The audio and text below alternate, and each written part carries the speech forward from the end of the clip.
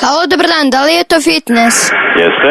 Moja sestra treba da svrati danas kod vas da se upiše, pa sam ja hteo nešto da vas zamolim u vezi toga. Izvolite. Da li vi možete njoj da kažete da ona uopšte nije debela i da ne treba da trenira?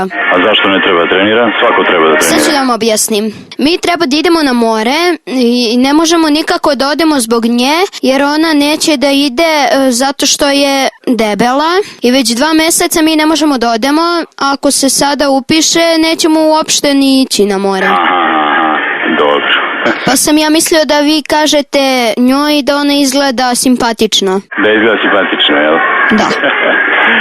Dobro, reći ću joj. A kako se zove vaša sestra? Sandra. Dobro, reći ću joj.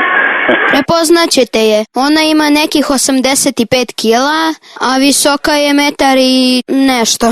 Ima bubuljice. Aha, pa dobro, to nije mnogo, jel tako? Pa vjerojatno je lepo upakovano, pa onda... To.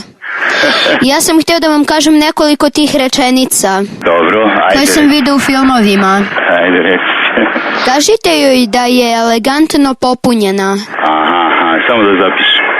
Dobro. Kažite joj da njoj to stoji i tako. Aha, dobro. Ali se ja bojim da ona vama još neće da poveruje. Aha, pa šta ćemo onda? Da li imate neko krivo ogledalo? Imamo jedno koji izdužuje.